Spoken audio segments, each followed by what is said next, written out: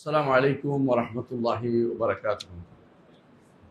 আলহামদুলিল্লাহ রাব্বিল আলামিন ওয়া সলাতু ওয়াস সালামু আলা আশরাফিল আমবিয়া ওয়াল মুরসালিন নবিয়িনা মুহাম্মাদ ওয়া আলা আলিহি ওয়া সাহবিহি আজমাইন। আম্মা বা'দ। আমরা আলহামদুলিল্লাহ শাইখ হোসেন মাহমুদ আব্দুল ওয়াহাব রাহিমাহুল্লাহর কিতাব নাওয়াকিদুল ইসলাম নিয়ে পড়ছিলাম এবং এর সাথে শেখ সালেহ ফাউজানের ব্যাখ্যা সহ পড়ছিলাম।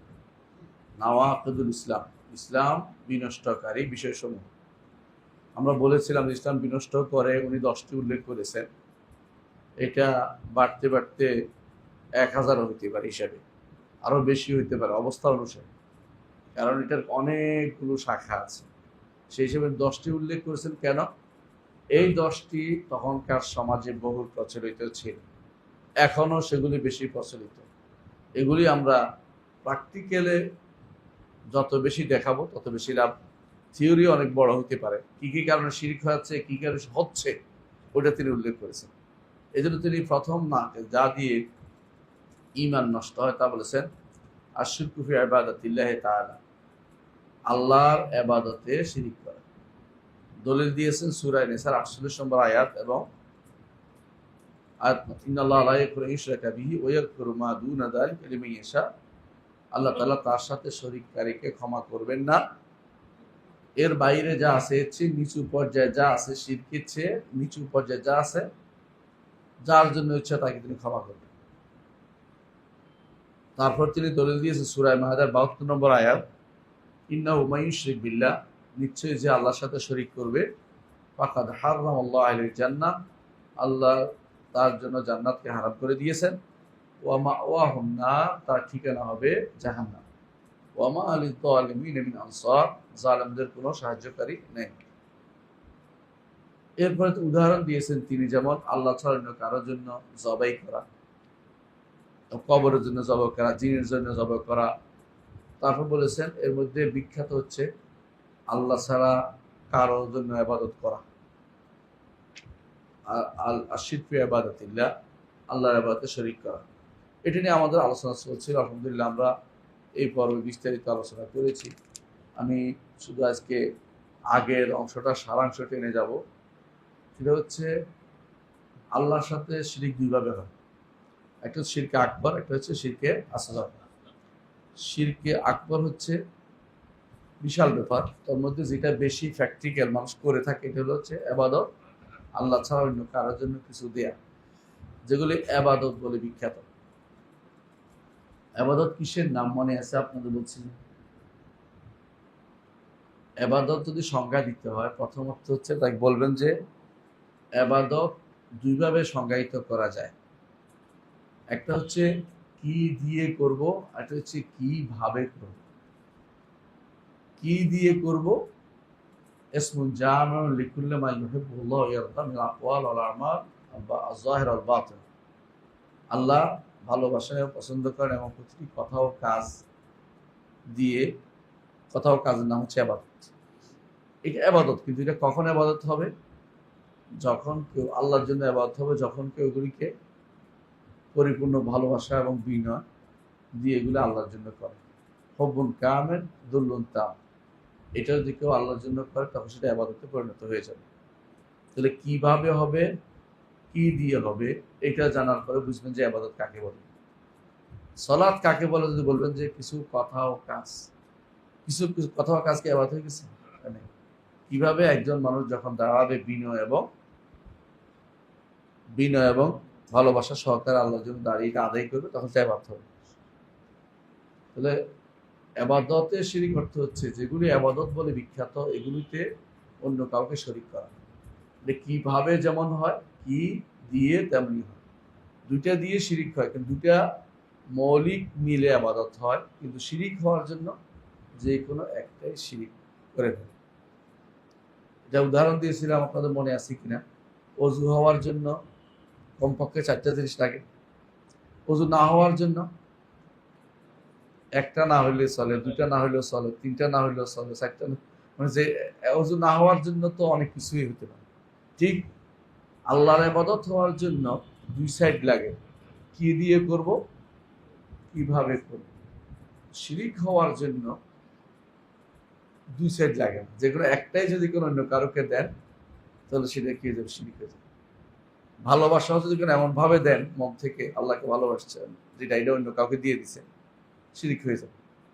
ঠিক আল্লাহ যা দিয়ে আবাদ করতে বলেছেন এগুলো অন্য কাউকে দিয়ে দিলেন, সেটা এরকম শিরিক হয়ে যাবে।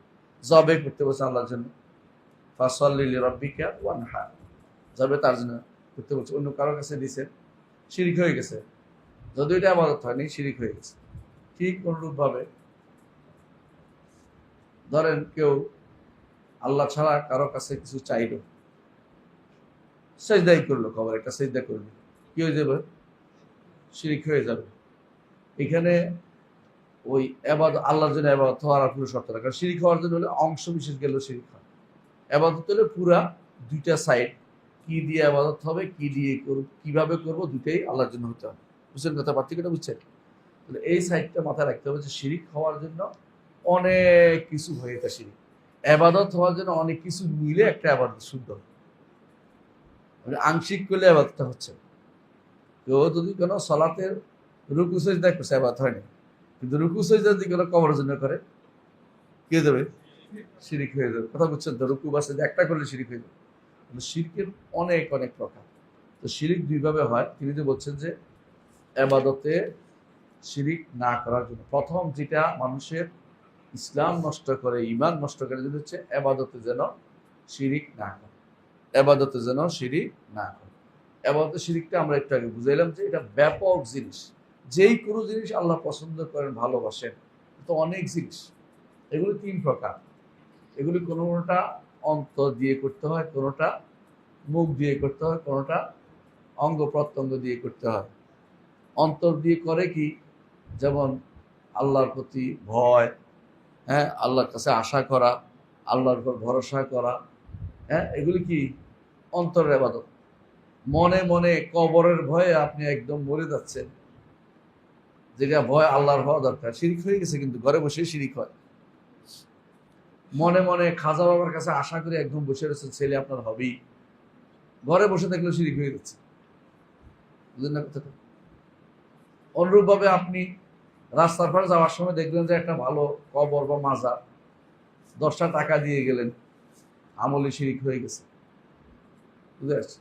কিন্তু এটা কিন্তু দিলে আবাদত হইতো না, আবাদত আল্লাহর জন্য হইতো না। হ্যাঁ, এটা আবাদত হয়েছে, এর দূর আবাদত হয়েছে, এর দূর শিরিক হয়েছে। ফুল আল্লাহর জন্য আবাদত হয়নি। পুরো আল্লাহর জন্য যে আবাদত করতে হয়, কিভাবে করতে হয়, কি দিয়ে করতে হয়, এটা যে কোনো একটা অংশ দিলে কি হয়ে যায়, শিরিক হয়ে যায়। কথা বুঝছেন? তাহলে শিরকের প্রকারগুলো অনেক ভয়াবহ, অনেক বেশি হয়ে যায়। মানুষের চলাফেরা, উঠা বসা, চিন্তা চেতনার মধ্যে কি হয়, শিরিক হয়। কর্মকাণ্ডের মধ্যে শিরিক হয়, কথার মধ্যে শিরিক হয়, এবং মানুষের কলব দিয়ে নিয়তের মধ্যেও শিরিক হয়ে যায়, নিয়তের মধ্যে শিরিক হয়ে যায়। তাহলে শিরকের বিভিন্ন বিস্তারিত প্রকার আমরা ওই দিন আলোচনা করছিলাম। তো বড় শিরিক করলে কি হয় এটা বলছিলাম কিনা মনে নেই, হয়তো আজকে এতদিন পর আবার বলি। বড় শিরিকের 1 নম্বর যে ডিমেরিট বলেন বা ক্ষতি, সেটা হচ্ছে বড় শিরিক করলে একজন মানুষ কাফের হয়, মুশরিক হয়। অর্থাৎ কাফের হলে তার দ্বিতীয় গুলো হচ্ছে সে চিরস্থায়ী জাহান্নামে যাবে, হারাম, তার জান্নাত তার জন্য হারাম হয়ে যাবে, জাহান্নাম তার ঠিকানা হয়ে যাবে। আল্লাহ বলছেন তাদের কোনো সাহায্যকারী নেই। 3 নম্বর তাদের বিপদ হবে, সেটা হচ্ছে আল্লাহ তাআলা বলছেন যে তার জন্য ক্ষমা করা তিনি হারাম করেছেন, তার জন্য তিনি ক্ষমা করবেন না। শিরিককারী যদি তওবা করে না যায়, তাহলে তিনি ক্ষমা করবেন না। তওবার দরজা খোলা আছে, যতদিন আপনি ফিরে আসবেন আল্লাহর কাছে, আমি রব্বিনী যালামতু নাফসি ফাগফির, আল্লাহ ক্ষমা করে দিবেন। কিন্তু ক্ষমা করে আবার শিরিক করলে আবার বরবাদ হয়ে যাবে। এই জন্য শিরিক যেন না হয়, এটা খেয়াল রাখতে হবে আমাদের। আল্লাহ তাআলা বলছেন সূরা নিসা 38 নম্বর আয়াত, ইন্নাল্লাহা লা ইয়াগফিরু ইউশরাকা বিহি, তার সাথে শরীক করলে আল্লাহ ক্ষমা করবেন না। ওয়া ইয়াগফিরু মা দুনা যালিকা লিমান ইয়াশা, শিরকের নিচে যা আছে সেগুলোকে যার জন্য ইচ্ছা তাকে তিনি ক্ষমা করে দিবেন। এটা হলো 3 নম্বর বিপদ। 4 নম্বর বিপদ হচ্ছে শিরিক পূর্ববর্তী সমস্ত আমল বিনষ্ট করে দেয়। আমি সবসময় উদাহরণ দিয়ে থাকি, আপনার মনে আছে কিনা, মক্কাতে হজ করে তাওহীদ প্রতিষ্ঠা করছেন, লাব্বাইক পড়তে পড়তে গেছেন, একেবারে তাওহীদের চরম পরাকাষ্ঠা দেখাইছেন, মদিনা যাইয়া রাসূল আমার জন্য সুপারিশ করেন, শেষ। শেষ করে দিছে, আমল সবই বরবাদ হয়ে গেছে। আগেকার দিনে যতগুলি আমল ছিল সব বরবাদ হয়ে গেছে, সালাত সব শেষ হয়ে গেছে। এই জন্য শিরিক শিখা দরকার, যে কোন কাজে শিরিক হয়ে যায়। গুরুত্ব এটা আপনার সমস্ত আমলকে বরবাদ করে দিবে, সমস্ত আমলকে বরবাদ করে দিবে। আল্লাহ তাআলা সূরা আনআমের 88 নম্বর আয়াতে বলছেন, নবীদের কথা উল্লেখ করছেন, অনেক নবীদের কথা উল্লেখ করে বলছেন, ওয়ালাউ আশরাকু লাহাবাতা আনহুম মা কানু ইয়ামালুন, যদি তারা শিরিক করত, তারা যত আমল করত সব সব আমল বরবাদ হয়ে যেত। আল্লাহ তাআলা তার নবী সম্পর্কে বলছেন, যিনি শিরিক করা থেকে দূরে, তারপরে তার সম্পর্কে বলছেন, লাইন আশরাকতা লায়াহবাতান্না আমালুকা, যদি আপনি শিরিক করেন আপনার সমস্ত আমল বরবাদ করে যাবে। তাহলে নবীর আমলও বরবাদ করে যদি শিরিক, তাহলে আপনার আমল কি থাকবে? থাকবে। 5 নম্বর মহাবিপদ, সেটা কি? শিরিক করলে দুনিয়ার বুকে যদি আল্লাহর শরীয়ত বাস্তবায়িত থাকতো, তো তাকে হত্যা করা, তার সম্পদ নেয়া, তার বিরুদ্ধে যুদ্ধ করা রাষ্ট্রের জন্য বৈধতা দিত, রাষ্ট্র সেটা করতে পারে দুনিয়ার বুকে। এইটা আগে যে বলছে সবগুলি আখিরাতের অবস্থা, দুনিয়াও তাদের হুকুম আকাম জারি হবে, তাদের কি করবেন না করবেন, তাদের সাথে মুআমালাত লেনদেন কি হবে এটা বলে দিচ্ছে। 5 নম্বর বিপদ হচ্ছে কি? তার জন্য শাস্তি, দুনিয়ার শাস্তি অপেক্ষা করতে, যদি রাষ্ট্রপ্রধান ইসলামিক হয়, তিনি শাস্তি দিতে চান, তাহলে এই শাস্তি তিনি দিবেন। এ হচ্ছে বড় শিরকের ভয়াবহতা।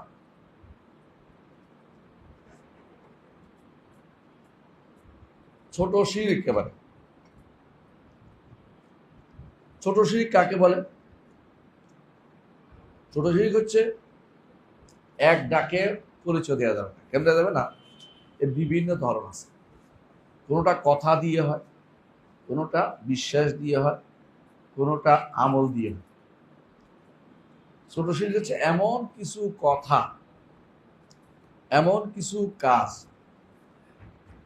এমন কিছু বিশ্বাস অন্তরের মধ্যে রাখা, যেগুলি পুরোপুরিভাবে শিরকে নিয়ে যাচ্ছে না, তবে এর মধ্যে একটা কিছু অন্যকে একটা কিছু প্রবেশ করাই দিছে, অন্যকে একটা কিছু প্রবেশ করিয়ে দিয়েছে। কিন্তু এটা পুরোপুরি হলে কিন্তু শিরিক হয়ে যেত, সামান্য ঢুকে গেছে এরকম। যেমন ধরেন কথার শিরিক। কিরকম বলেছিলাম ওদিন, কথার ছোট শিরিক। সেটা কি? যদি কেউ বলে আপনি আর আল্লাহ আর আপনি যদি না হইতো আমারই বিরোধিত, আল্লাহ তো রাখছেন, সাথে আপনি যুক্ত করে দিচ্ছে, ও আর বলছে, আর দিয়া, ও দিয়া, এবং দিয়া, কেউ দিয়ে কিছু ঢুকায়, তাহলে এটা কি হয়ে যাবে? ছোট শিরিক হবে। বুঝা যাচ্ছে কথাটা? কথাটা একটা উদাহরণ দিলাম। আর একটা অন্তরেরটা দিই। অন্তরেরটা উদাহরণ কি? হ্যাঁ, লোক দেখানো আবাদত। আচ্ছা, লোক দেখানো আবাদত, তো রিয়া বলে এটাকে, রিয়া সোমা। এটা অন্তরের মধ্যে আছে, কেউ বুঝতে পারে না। আমি কে কি করতেছে আমাকে বলার দায়িত্ব নেই, কিন্তু সত্য আল্লাহর জন্য করছে, সাথে সাথে মনে করছে যে সিদ্দিকে ভাই দেখলে এরপর দাওয়াত দিবে আমারে, এই জন্য ধরেন মনে মনে আছে, তাতে কি হয়ে গেছে? শিরিক হয়ে গেছে। সব বুঝছেন, আল্লাহর জন্যই করছে, কিন্তু একটু ঢুকছে। আর পুরোপুরি করলে কি হবে? বড় শিরিক হয়েছে, বড় শিরিক হয়েছে। 3 নম্বর হচ্ছে আমলি শিরিক। আমলি ছোট শিরিক। কিরকম? তাবিজের টান লাগাইছে, উদ্দেশ্য আল্লাহ ভালো করে দিবে, তো এটা একটা মাধ্যম বানাইছে যে এটা দিয়ে ভালো করবে, কিন্তু শরীয়তে এটার মাধ্যম বানায় নাই। অনুরূপ যে কোনো জিনিসকে শরীয়ত মাধ্যম বানায় নাই, আপনি মাধ্যম বানাবেন, শুধু তাবিজ না, যে কোনো জিনিস, এটাই আপনার জন্য কি হয়ে যাবে? শিরকে আসগর হবে। মনে করছে আল্লাহ করবে, তবে এরা করবে, তখন শিরকে আসগর হবে। তো দেখা যাচ্ছে যে শিরকে আসগর অন্তর দিয়ে হয়, মুখ দিয়ে হয়, এবং কর্মকাণ্ডের মাধ্যমে হয়, কার্যকলাপের মাধ্যমে হয়। এই 3 ধরনের শিরকে আসগর আছে। এখন প্রশ্ন হচ্ছে, শিরকে আসগর এটার কতটুকু? এটা বড় শিরকের মধ্যে মৌলিক কি পার্থক্য আছে? বড় শিরকে এটার মধ্যে পার্থক্য হচ্ছে, শিরকে আকবরের মাধ্যমে দিন থেকে বেরিয়ে যায়, শিরকে আসগরের মাধ্যমে দিন থেকে বেরিয়ে যায় না, তবে এটা কবিরা গুনাহ হয়। বড় ধরনের কবিরা গুনাহ। সাধারণ কবিরা গুনার চেয়ে এটার মান বড়, এটার বেশি, এটার প্যারামিটার বেশি, মিটার বেশি। এখন 2 নম্বর যে পার্থক্যটা হচ্ছে, শিরকে আকবর করলে সমস্ত আমল নষ্ট হয়, শিরকে আসগর করলে ওইটা নষ্ট হয়। একজন মানুষ কবরে একটা সেজদা দিছে, কি জন্য? কবরের কাছে কিছু তার ভালোবেসে ঘুরা, তার সব নষ্ট হয়ে গেছে। আরেকজন মানুষ লাউলা আপনি আর অমুক না হইলে, আমি এটা বলে ফেলছে, তার এটা নষ্ট হয়েছে, আবাদতের কথা, কোনো আবাদত থাকলে নষ্ট হয়ে গেছে। যদি কোনো আবাদত থাকে, লোক দেখানো আবাদত থাকে, তো ওইটা নষ্ট হয়েছে, বুঝলেন? কিন্তু সবটি নষ্ট হয়, এটা নষ্ট হয়ে গেছে। পার্থক্য এখানে আছে, ছোট শিরকের পার্থক্য। ছোট শিরক, বড় শিরক মানুষকে রক্ত হালাল করে দেয়, বলছিলাম না যে সরকারের পক্ষে, ব্যক্তি না, সরকারের পক্ষে তার থেকে তাকে হত্যা করতে পারে, তাকে শাস্তি দিতে পারে, জেল দিতে পারে, যতক্ষণ না তার সঠিক হতে আসে। ছোট শিরকের জন্য কাউকে হত্যা করার অধিকার নেই। তো কি করতে পারে? জেল জুলুম দিতে পারবে, যেন না করে বলতে পারবে, বাধা দিতে পারবে, কেটে ফেলতে পারবে, কারো গলার মধ্যে তাবিজ দেখলে কেটে ফেলে দিতে পারবে, কিন্তু রক্ত হালাল করার মতো গুনাহ না। বুঝতে পার্থক্য এটা? তাহলে 3টা পার্থক্য বলছি, মনে আছে ইনশাআল্লাহ? এখন হয়তো বলতে আপনার কাছে হঠাৎ মনে হবে যে ছোট শিরক বোধহয় হালকা জিনিস। না, হালকা না, যে কোনো কবিরা গুনার চেয়ে বড়। এর প্রমাণ হচ্ছে আব্দুল্লাহ ইবনে মাসউদ রাদিয়াল্লাহু বলেছেন যে আমি আল্লাহর নামে মিথ্যা শপথ করা আমার কাছে বেশি ভালো অন্য কারো নামে সত্য শপথ করার চেয়ে। কারণ অন্য কারোর নামে সত্য শপথ করলে শিরিক হবে, আল্লাহর নামে মিথ্যা শপথ করলে কবিরা গুনাহ হবে। অন্য কারো নামে সত্য শপথ করলে ছোট শিরিক হবে। আর যদি তাকে খুব বড় মনে করা হয়, যে অন্য কেউ একেবারে তাকে আল্লাহর পর যে মনে মনে নিয়ে যাওয়া, তখন বড় শিরক হয়ে যাবে। সাধারণভাবে মৌখিক শিরকে অন্তর্ভুক্ত হচ্ছে আল্লাহ ছাড়া অন্য কারো নামে শিরক করা। মৌখিক শিরক, মৌখিক শিরক একটা বলছিলাম উদাহরণ কি, আপনি এবং অমুকি বলার মতো, এটার মতো শিরক আল্লাহ ছাড়া অন্য কারো নামে শপথ করাটা এটার অন্তর্ভুক্ত। কিন্তু এইটার চেয়ে আল্লাহর নামে মিথ্যা শপথ উত্তম কিসের চেয়ে? অন্য কারো নামে সত্য শপথ করা আছে। বুঝতে পারছি কথাটা? কারণ অন্য কারো সত্য শপথ করলে কি হবে? শিরিক হবে। আর আল্লাহর নামে মিথ্যা শপথ করলে কি হবে? কবিরা গুনাহ হবে। কবিরা গুনার চেয়ে ছোট শিরিক বড়। পার্থক্য বুঝছেন তো? এবং আরেকটি জিনিস হচ্ছে, আরেকটি পার্থক্য হচ্ছে, কবিরা গুনাহগার, কবিরা গুনাহগার তো মাদুনা যালিকা, শিরকের নিচু পর্যায়ে। আল্লাহ তওবা করে না গেলেও আখিরাতে আল্লাহ সেটা আল্লাহর ইচ্ছা দিয়ে, তিনি ইচ্ছা করলে কাউকে ক্ষমা করবে, ইচ্ছা করলে শাস্তি দিয়ে ক্ষমা করে জান্নাত দিবেন। কিন্তু শিরিক করলে, ছোট শিরিক করলে তার ক্ষমা নেই। কারণ শিরিক শব্দের ভিতরে আসছে। আখিরাতে তো হ্যাঁ, আখিরাতে চিরস্থায়ী জাহান্নামী হবে না, কিন্তু শাস্তি পাওয়ার জন্য একেবারে সে এখন শাস্তি পাওয়ার ব্যক্তি হিসেবে তার বিবেচিত হয়ে গেছে। ছোট শিরিকের জন্য যে কোনো কবিরা গুনাহ ছেড়ে পড়া, বুঝছেন তো? মানে বড় ছোট শিরকের কারণে আল্লাহর মাশিয়াতের ভিতরে নাই, মানে তার শাস্তি হবে। আর কবিরা গুনাহ হলে আল্লাহর ইচ্ছার ভিতরে, মাশিয়াতের ভিতরে আছে, ইচ্ছা করলে আল্লাহ তাকে শাস্তি দিয়ে জান্নাত দিবেন, নাহলে তাকে আপনি ক্ষমা করে জান্নাত দিবেন, যদি তওবা করে না যায়। এটা তো সবার ক্ষেত্রে পজিটিভ। কিন্তু যদি কেউ ছোট শিরিক করে যায়, তাহলে ক্ষমার তার রাস্তাটা কি হয়েছে? বন্ধ হয়ে গেছে, তার শাস্তি হবেই। এরকম অবস্থা। ছোট শিরিক করে এই জন্য যাওয়া যাবে না। বুঝতে পারছি পার্থক্যটা? বুঝছেন? তাহলে ছোট শিরকও ভয়াবহ, যে কোনো কবিরা গুনার চেয়ে ভয়াবহ। আচ্ছা, এখন আমি কয়েকটা সন্দেহ এবং তার উত্তর দিব। কেন? দেখা যাচ্ছে মানুষের ভিতরে যতই আমরা ওয়াজ করি না কেন, আপনারা যাদেরকে বিভিন্ন সময় আপনারা যাদেরকে মডেল, আইডল, আইকন কত কিছু বানাচ্ছেন, ওরা রসুলের কবরের কাছে যায় শিরিক করতেছে। প্রমাণিত হয়ে গেছে। এখন বিভিন্ন সময় শুনে দেখেন, বাংলাদেশের হুজুররা যাইয়া কবরের কাছে যায় শিরিক করে। এবং বাংলাদেশে সাধারণ মানুষ বলে, মাঝ ভান্ডারি জনাব খাজা সাহেব, দেখেন আমাদের 3জন ছেলেকে পাশ করাই দিয়ে। দেখেন না আপনারা? দেখছেন আপনারা কত বড় শিরিক? আপনি চিন্তা করে দেখছেন কত বড় শিরিক? এটা মারাত্মক শিরিক। অথচ এটাকে হুজুরে করতেছে, হুজুরে ছাত্র নিজেই করাইতেছে।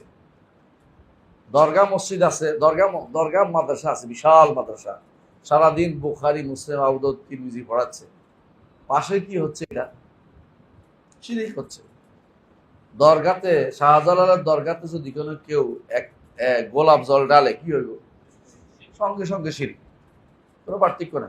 একটা টাকা দিলে শিরিক, মান্নত করলে শিরিক, ওনাকে ডেকে কিছু চাইলে শিরিক। অথচ এটা কারা করে? সাধারণ মানুষকে। সাধারণ মানুষ তো আলেমদের অনুসরণ করে, আলেম নামের জালেমরাই তো এই কাজগুলি করে দিচ্ছে।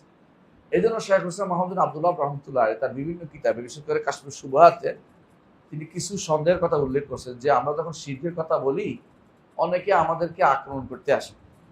এর কারণ কি জানেন? তাদের কাছে শিরকে কর্মের মাধ্যমে কাজ করার শিরিক না, শুধু বিশ্বাসেরটা শিরিক। যদি কেউ একটা টাকা কবরে দেয় আর মনে মনে ঠিক আছে আল্লাহ শুধুমাত্র দিবে, তার কবরে দিছি কেন? দিছি আর কি। এদের নিকট কোনো শিরিক হয় না, আমাদের নিকটে শিরিক হয়েছে। কারণ দান করা কি এবাদত না? এবাদত কারে দিছে? আল্লাহ ছাড়া কারোর জন্য দিছে, বাস শিরিক হয়ে গেছে। ওদের নিকট শুধু বিশ্বাসের জায়গাটা বদলাইতে হইবে, মনে করতে হইবে যে এটা আল্লাহ, কবর আল্লাহ, আল্লাহ। অথবা এই শাহজালালের যে গজার মাছ, এটা আল্লাহ, নইলে যত কিছুই দেয় শিরিক হইব না। চিন্তা করে দেখছেন? এই জন্য কিছু সন্দেহ যেহেতু আছে, এই সন্দেহগুলো এখানে আলোচনা করতে চাই। এক নম্বর সন্দেহ হচ্ছে, তারা বলে থাকে এটা যে আরবের মুশরিকরা, ওরা তো মূর্তির পূজা করত, আমরা তো মূর্তির পূজা করিনি, আমরা ওলি আল্লাহদের কাছে শুধুমাত্র চাচ্ছি, ওলি আল্লাহর প্রিয় বান্দা। ওরা তো মরার পর ওদের ক্ষমতা বেড়ে যায়। কারা মনে করে এটা? শশিনা সহ সবাই এটা মনে করে। শশিনা, তারপরে চরমোনাই, সরসিনা, চর যত সর আছে, যত রশি, 16 রশি, 22 রশি, মনে ওলি আল্লাহদের ক্ষমতা অনেক বেড়ে যায় মরার পরে। মরার পরে কেন বেড়ে যায় জানেন? ওদের অনেকে মনে করে তারা এখন ফানা বিল্লাহ হয়েছে, আল্লাহতে ফানা হয়ে গেছে। এখন তারা এখন বাকা বিল্লাহ, আল্লাহ যা করতে পারে তারাও তা করতে পারে। তাদের হাত দলিল দেয়, আমি তার হাত হয়ে যায়, আমি তার চোখ হয়ে যায়, এগুলি দিয়ে দলিল দিচ্ছে। নাউজুবিল্লাহ। এগুলি আসলে সর্বস্ববাদের অংশ, যেটা আগে তারা মনে করতো হিন্দু ধর্মটা ছিল সর্বস্ববাদ। এরা এখন মরার পরে তাদের পীরদেরকে এরকম কিছু মনে করে। এই জন্য তারা বলে যে আরবের মুশরিকরা মূর্তি পূজা করতো, আমরা তো মূর্তি পূজা করছি না, আমরা তো ওলি আল্লাহদেরকে সন্তুষ্ট করতেছি। কারণ আল্লাহ বলছে আলা ইন্না আউলিয়া আল্লাহি লা খাউফুন আলাইহিম ওয়া লা হুম ইয়াহজানুন, আল্লাহর ওদের কোনো ভয় নাই, কোনো পেরেশান হবে না। যদি পেরেশান যদি না হয়, ওলি আল্লাহদের খুশি করলে আল্লাহ খুশি। অর্থ ঠিক আছে? এই কথা ঠিক নাই, এটাই হচ্ছে শিরিক, এটাই হচ্ছে শিরিক। কারণ কি? তারাই যে বলছে যে এরা তো শুধুমাত্র আরবের মুশরিকরা শুধু এই মূর্তি পূজা করতে, কথাটা ঠিক নয়।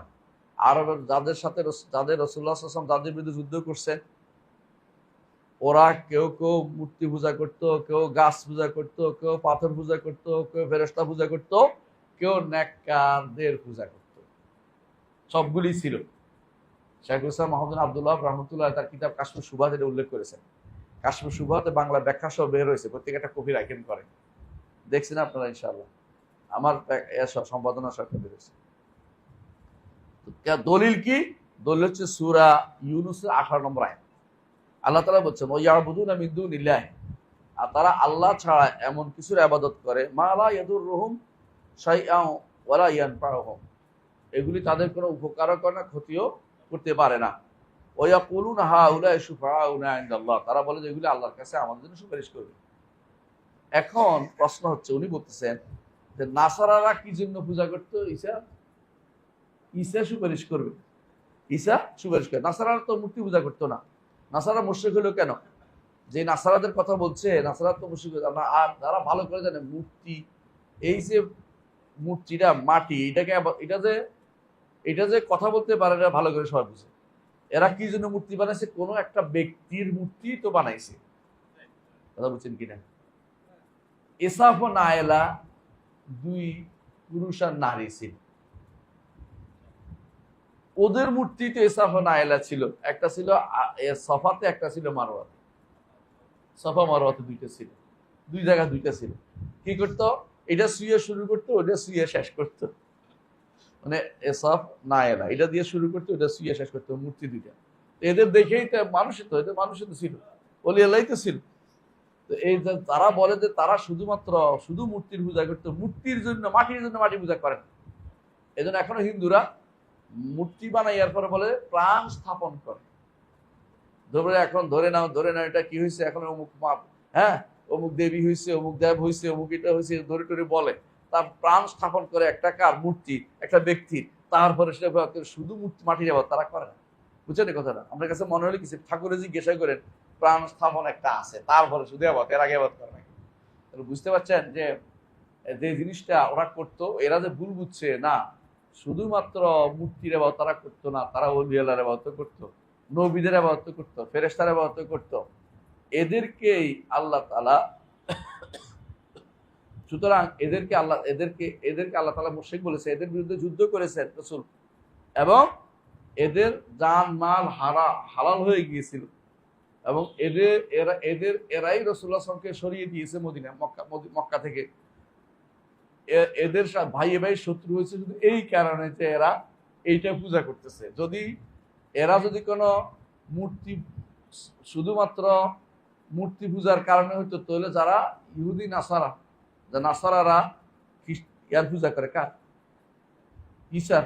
আর ইহুদিরা ওজাইরের। তাহলে এরা ঠিক আছে, ওরা ভুল করতেছে, এটা বলতে নাউজুবিল্লাহ, এটা তো বলেনি। শরীয়ত বলছে যে একই ক্যাটাগরির, কারণ এরাও এদের মতোই নেককার বান্দাদেরই পাথর বানায়, অথবা নেককার জায়গার পাথর নিছে, নেক জায়গার পাথর নিছে। যে পাথরে আবাদ করতো, এটা করতে গিয়ে নিছিল হারামের পাশ থেকে নিছে। ঘটনা জানেন কিনা? মক্কা থেকে আওলাদ ইসমাইলকে জোর করে বের করে দেয় ওর মামারা জুরহুমরা। তো বের হওয়ার সময় তারা চলে যায়, যাওয়ার সময় মক্কার পাথর নিয়ে গেছে, সবাবাতাল্লি মক্কার ভালোবেসে। তখন দূরে যখন গেছে, এখন তাদের মনে হয়েছে মক্কা তো আমাদের কাছে নেই, তোয়াফ করতে পারতেছি না, তখন তারা পাথরটা দিয়ে চারপাশে তোয়াফ শুরু করে দিয়েছে। এটা ইবনুল কালবি তার আসনাম কিতাবে লিখছে, এবং এটা একটা ঘটনা, বাস্তব ঘটনা। এই কারণ বোঝা গেছে মূলত তারা একটা বড় কুদসিয়া, পবিত্রতার একটা জিনিসকে নিয়ে তারা শুরু করে দিয়েছে। শুধু পাথরকে কেউ ইবাদত করে না, কারণে কারণে পাথরকে একটা প্রাণ স্থাপন করে, অথবা পাথরকে কোনো একটা মূর্তির কোনো একটা কিছুর একটা প্রতীক মনে করে, তারপরে শুধুমাত্র তারা ইবাদত করে। সুতরাং তোমরা যে বলছো যে এরা মূর্তি পূজা করতো, আমরা তো অলি আল্লাহদের কথা কাছে চাইতেছি, কথাটা একই রকম, যতই তুমি পেশাল পারো না, কোনো কাজ হবে না। কথা বুঝছেন কিনা? এই জন্য কোনো পার্থক্য নাই, যে কেউ কবরের পূজা করবে, গাছের পূজা করবে, পাথরের পূজা করবে, অলির পূজা করবে, একই হুকুম, কোনো পার্থক্য নাই, কোনো পার্থক্য নাই। জিনের পূজা করবে, অথবা কেউ ফেরেশতার পূজা করবে, মানুষের পূজা করবে, একই কথা, কোনো পার্থক্য নেই। আল্লাহ ছাড়া অন্য কাউকে যদি সেখানে আপনি স্থান দেন ইবাদতের জায়গাতে, সেটাই আপনার জন্য শিরক হয়ে যাবে। সুতরাং ওদের এই সন্দেহ গ্রহণযোগ্য হবে? তাদের দ্বিতীয় সন্দেহ হচ্ছে এটা, যে ওরা তো ওদের কাছে চাইতো, কার কাছে? মূর্তির কাছে চাইতো। আমরা তো মূর্তির কাছে চাচ্ছি না, আমরা মূর্তির সুপারিশকারী বানাচ্ছি, মূর্তি সুপারিশ করবে। প্রথমটা বুঝছেন তো? প্রথমটা হচ্ছে কি, এরা মূর্তির কাছে গেছে, আমরা অলি আল্লাহর কাছে গেছি, দুইটার মধ্যে পার্থক্য, একটা প্রাণ আছে, একটা প্রাণ নাই। এখন বলতেছে না, ওরা মূর্তির কাছে চাইতো, আমরা মূর্তির কাছে চাচ্ছি না। আমরা বলছি মূর্তি কি, আমরা কিছু অলি আল্লাহরা সুপারিশ করবো, আল্লাহর ওলি সুপারিশ করবো। হ্যাঁ, এই জিনিসটা যে ভুল, এর প্রমাণ হচ্ছে যে আল্লাহ তাআলা সূরা ইউনূসের 18 নম্বর আয়াতে বলছেন, ওয়ায়াবুদুনা মিন দুনিল্লাহি মা লা ইয়াদুররুহুম ওয়া লা ইয়ানফাউহুম। আর তারা ইবাদত করে আল্লাহ ছাড়া এমন কিছু যা তাদের ক্ষতিও করে, উপকারও করে না। ওয়ায়াকুলুনা হাউলাই শুফাউনা ইনদাল্লাহ। তারা বলে যে এরা আল্লাহর কাছে আমাদের জন্য সুপারিশ করবে। তাহলে তারা মূর্তির কাছে কি চাইতো? সুপারিশ চাইতো। তোমরাও তো একই কথাই বলছো, সুপারিশ তোমরাও চাচ্ছ, যে মূর্তি যেন আল্লাহর কাছে সুপারিশ করে, আর তুমি বলছো ওলি আল্লাহ যেন আল্লাহর কাছে সুপারিশ করে। পার্থক্য কি? কোনো পার্থক্য হইলো? লা ফারক, কোনো পার্থক্য হয় নাই। পার্থক্য হচ্ছে একটা, যে এটা কবর, আর এটা কবর দেখা যায় না, উঁচু কবর, সৌধ বানাইছো, আর ওইটা হচ্ছে একটা পাথর অথবা একটা কিছু বানাইছো, গাছ। এর মধ্যে কোনো পার্থক্য নেই। এটা অলি আল্লাহর কবর আর এটা অলি আল্লাহর নামে একটা প্রতীক, পার্থক্য, এটা আর কোনো পার্থক্য না। এরাও মনে করে যে এরা সুপারিশ করবে, এরাও মনে করে সুপারিশ করতে, পার্থক্য হলো কি? এই সুপারিশের জন্যই তো নিষিদ্ধ হয়েছে, কারণ আল্লাহ তাআলা কোরআনে কারীম বলেছেন, কি বলেছেন? যে মা না'বুদুহুম ইল্লা লিয়ুকাররিবুনা ইলাল্লাহি যুলফা। যারা কাফের তারা বলে যে আমরা এদের ইবাদত এই জন্য করি, এরা আল্লাহর কাছে আমাদেরকে সুপারিশ করে নৈকট্য এনে দিবে। তো তোমাদের মধ্যে এদের মধ্যে কি পার্থক্য? পার্থক্য বোঝা আসছে? তাহলে এই সন্দেহ অমূলক, এটা ঠিক নয় যে, এটা ঠিক নয় যে এরা সুপারিশ করতে পারবে আর মূর্তি সুপারিশ করতে পারবে না, এই পার্থক্য তারাও করে। তারাও চাইতো মূর্তি সুপারিশ করবে, কারণ কেন মূর্তি সুপারিশ করে বুঝেন কিনা? তারা বানাইছে, লাত বানাইছে আল্লাহ থেকে, এক বর্ণনায় আল্লাহর মেয়ে বানাইছে লাতকে, নাউজুবিল্লাহ। তারা বলতো যে মেয়েদের কথা বাবা বেশি শুনে, সুতরাং মেয়ে বানাইলে না। ওজ্জা আজিজ থেকে বানাইছে, আল্লাহর আজিজ নাম থেকে ওজ্জা বানাইছে। মেয়ের কথা আল্লাহ শুনবে এই জন্য মেয়ে বানাইছে। আর মান্নান থেকে বানাইছে, মান্নান নাম থেকে, যে আল্লাহর নাম মান্নান থেকে তার নাম, তার মেয়ের নাম বানাইছে মান্নান। আল্লাহ কোরআনে কারীমে এই জন্য বলেছেন আফরাআইতুমুল লাতা ওয়াল উজ্জা ওয়া মানাতা আত-তালিসাতাল উখরা আলাকুমুদ যাকারু ওয়া লাহুল উনসা। আফরাআইতুমুল লাতা ওয়াল উজ্জা, আমাদের জানাও লাত উজ্জা মানাত সম্পর্কে আমাকে বলো, তোমাদের জন্য যত ছেলে আর আমার জন্য যত মেয়ে। বুঝছেন কি? ওয়াইজা বুশরা আহাদুম বিল উনসা যাল্লা ওয়াজহু মুসওয়াদান ওয়া হুয়া কাযিম। তাদেরকে বলা তোমাদের মেয়ে হইছে, মন খারাপ করে ফেলে, ছেলে হইছে বলে মন খুশি হয়ে যাও, আল্লাহর জন্য যত মেয়ে। মানে আল্লাহ এটা কেন বলছেন? কারণ এটা আল্লাহর মেয়ে সাব্যস্ত করতে, এই জন্য। কথা বুঝছেন কিনা? আবার আরেক বর্ণনা আসছে লাত মূলত একজন ইয়ালুতু সাউইক, হাজিদের জন্য ছাতু বানায়, এক পাথরের উপরে ঘষা ঘষা ঘষা ঘষা ছাতু বানাইয়া, তখনকার কিন্তু মেশিন ছিল না, ঘষা ঘষা ছাতু বানাইতে হাজিদেরকে ছাতু চিনেননি? ছাতু সরবরাহ করতো। এখন আছে কিনা দেশে জানি না, ছাতু সরবরাহ করতো। তো যখন লোকটা মারা গেছে তখন এইটা এখন মুকাদ্দাস, পবিত্র জিনিস হয়ে গেছে। তাহলে পার্থক্য কি? অলি আল্লাহর কবরস্থান, অলি আল্লাহর বসার জায়গা, হ্যাঁ, চিশতিয়ার বসার জায়গা, নকশবন্দিয়া বসার জায়গা, দেখছেন না? এবং বাইশ বুস্তামির হ্যাঁ বসার জায়গা, এগুলি তারা এখন মাজার বানাই ফেলছে। আর ওই লাতের মাজার বানানো আর বাইশ বুস্তামির বসার জায়গা মাজার কি পার্থক্য করবে? একই তো জিনিস, যতই প্যাস মারা করে একই জিনিস। কারণ তো ভালো কাজ করতে বলেই তো নিছে, বাইশ বুস্তামি তোমাদের কাছে ভালো ছিল বলেই তো নিছে, যদিও সে ভালো ছিল বলে কোনো প্রমাণ নেই। সোজা কথাই তাই, তার অনেক উল্টাপাল্টা কথা আছে। একটা বই আছে আন-নূর মিন কালিমাতে তাইফুর, ইয়ার নাম বাইজ বুস্তামির নাম ছিল তাইফুর। বাইজ বুস্তামির বক্তব্যের মধ্যে শিরকে ভরা। তারপর ওদের কাছে আল্লাহর ওলি, যে এরা যত বড় শয়তানি করে তত আল্লাহর ওলি দেখা যায়, বুঝছো না? হায়দার আলী রাস্তায় রাস্তায় ঘুরতো, তালা বাবা চিনছেন না? ঢাকা শহর দেখছেন কিনা কেউ? দেখছেন?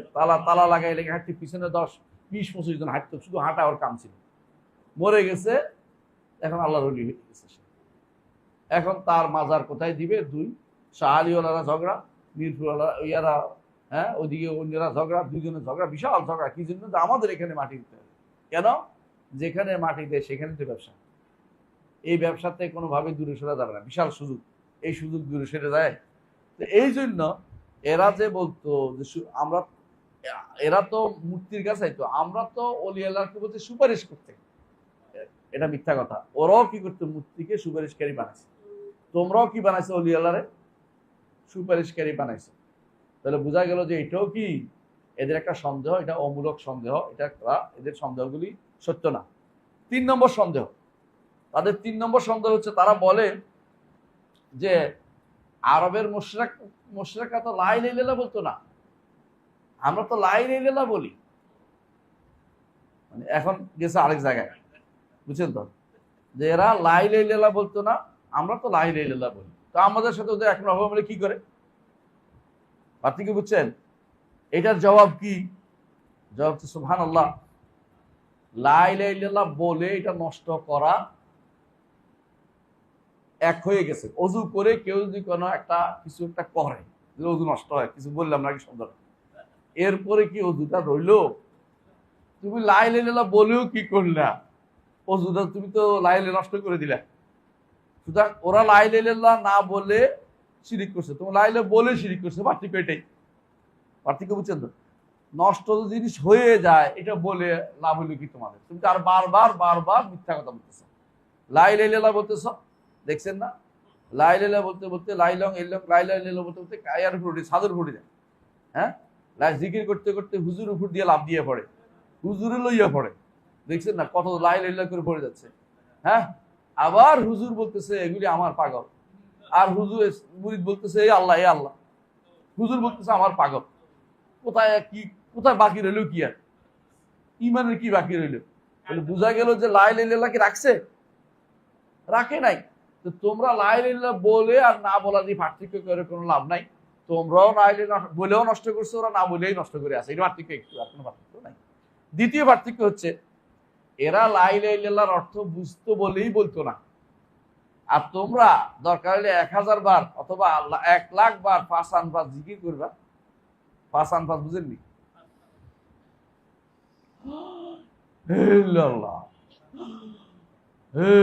এটা পাঁচ আনফাস নাম দিছে। পাঁচ আনফাস মানে আনফাসের পাস করতেছে, বুঝছেন তো? পাঁচ আনফাস নিঃশ্বাসের পাস করার মাধ্যমে, পাস করার মাধ্যমে জিকির করতেছ।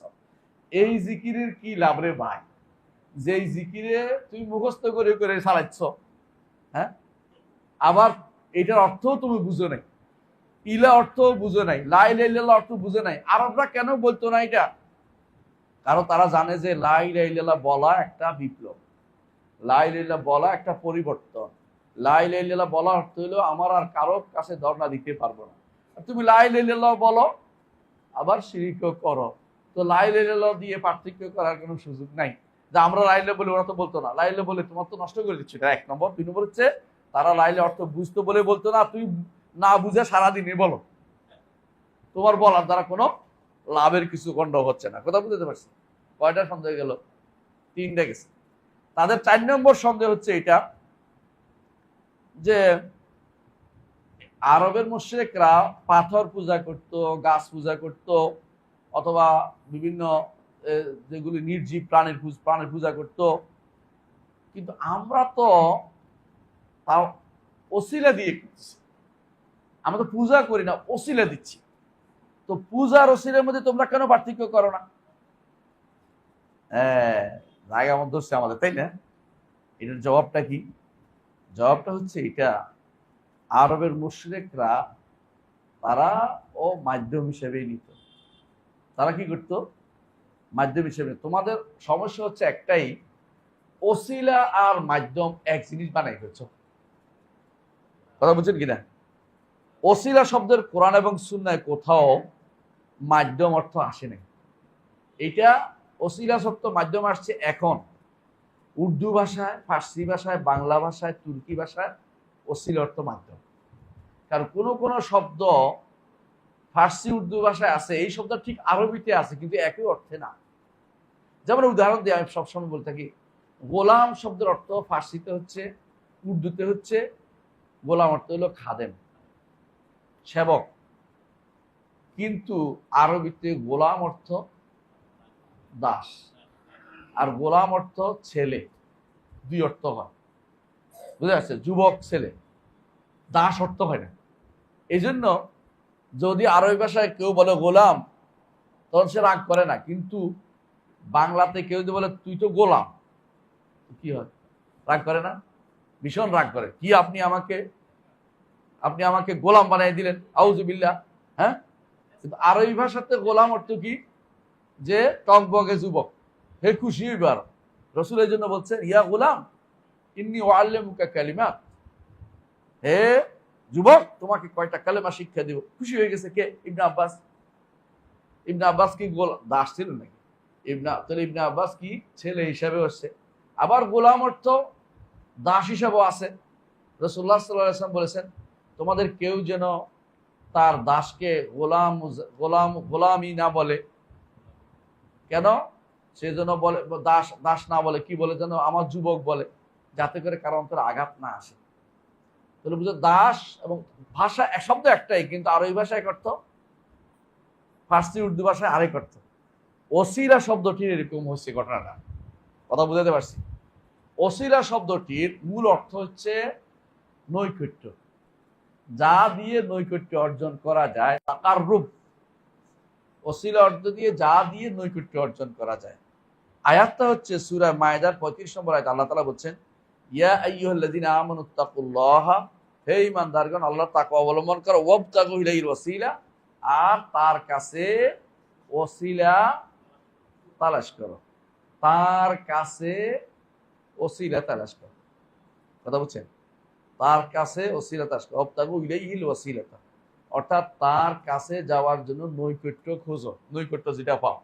এরা বানাইছে এটা, হে ঈমানদারগণ আল্লাহর তাকওয়া অবলম্বন করো এবং তার কাছে যাওয়ার জন্য মাধ্যম খুঁজতে হবে। মানে অনুবাদটা ভুল করছে। ভুলের প্রমাণ হচ্ছে আরবি কোনো ডিকশনারিতে আপনি এখন খুঁজে দেখেন, একেবারে যুগ যুগ যুগ ধরে ওসিলা অর্থ মাধ্যম লেখেনি, কেউ লেখেনি। দ্বিতীয় ভুলের প্রমাণ হচ্ছে এই আয়াতের তাফসীর তো মুফাসসিররা করছে না। 1200 হিজরি পর্যন্ত, হিজরি 1200 শতক পর্যন্ত কেউ ওসিলা অর্থ মাধ্যম করেনি। 1200 কেন বললাম? 1200 হিজরিতে এসে যখন বিভিন্ন ভাষায় তাফসীর আরম্ভ হলো, তখন প্রত্যেকে তার মতো করে শব্দটা বুঝে গেছে। এই জন্য রুহুল বায়ানের লোক ইহসান হাক্কি ব্রুসাউই, হ্যাঁ, ইসমাইল হাক্কি ব্রুসাউই, ব্রুসা কোথায় জানেন? ইউরোপে। ওখানকার এক লোকে কতক্ষণ তাফসীর একটা লেখছে, কতক্ষণ লেখছে তুর্কি ভাষায় তাফসীরের মধ্যে, কতক্ষণ আরবি ভাষায়, কতক্ষণ ফার্সি ভাষা, মানে যে যেমন ফার্সি আমি লিখছে, ওইটার মধ্যে সর্বপ্রথম সে ওসিলা অর্থ লিখছে মাধ্যম। ভুলটা করতে গিয়ে আসছে তার নিজের ভাষায় কোরআন বুঝতে চেষ্টা করেছে। কোরআন যেই ভাষায় নাজিল হয়েছে ওই ভাষায় সে বোঝার চেষ্টা করে নাই। আমরা যদি চ্যালেঞ্জ দিচ্ছি যে কোনো ডিকশনারি দিয়ে দেখা ওসিলা অর্থ মাধ্যম দেখাইতে পারবে না, এবং আগের কোনো তাফসীরেও সেটা নাই। তাহলে এত বছর পর্যন্ত ওসিলা অর্থ সবাই কি বুঝছে? নৈকট্য।